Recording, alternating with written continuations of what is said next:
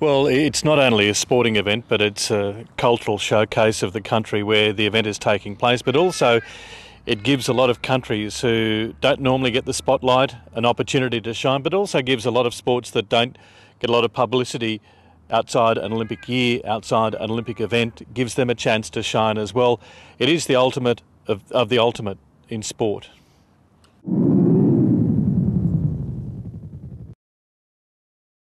I'm looking forward to the rowing and the canoe kayaking because they're the events that I'm going to be commentating in, but also looking for the unknown, the X factor, as we saw with Simon Fairweather in archery in Sydney, or Lauren Burns in the taekwondo. Those events and those sports people that really shine out of nowhere. Ken Wallace in Beijing in the K1 500 and virtually propelling his boat towards the finish line to win the gold medal. They're the sort of things that you look forward to at the Olympic Games, almost the unexpected.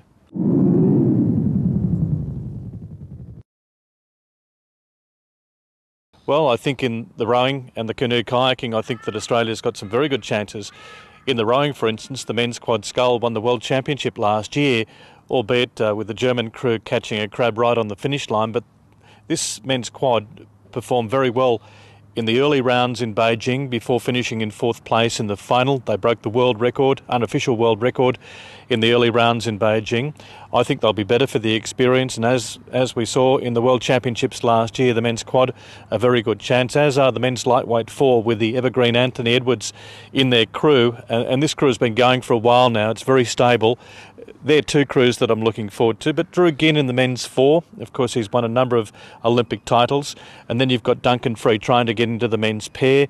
You've got the women's eight also trying to get into the Olympic Games. Initially, it was thought they weren't going to try and qualify a women's eight, but it would appear now that they are going to send a crew to Lucerne to try and qualify for the Olympic Games. So the possibility is that Australia could have 13 out of the 14 categories represented at these Olympic Games in rowing.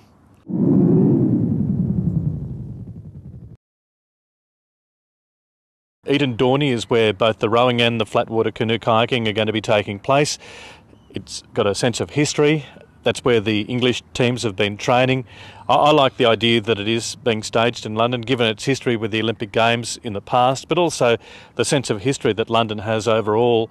And you get the feeling that these games are going to be special because of that historical nature.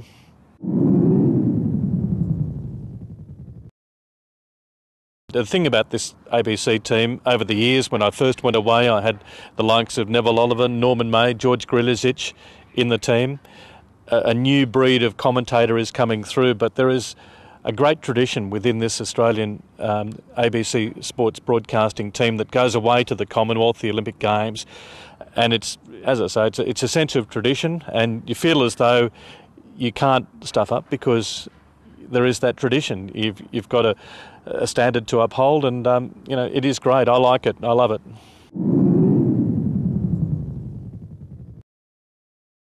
My favourite Olympic moment is Kieran Perkins winning the 1500 metres freestyle in Atlanta, given the pressure he was under to perform, and the fact that he only just qualified for the Olympic Games in the first place. I was there poolside for both the Olympic qualifying event and also the Atlanta Olympic Games themselves.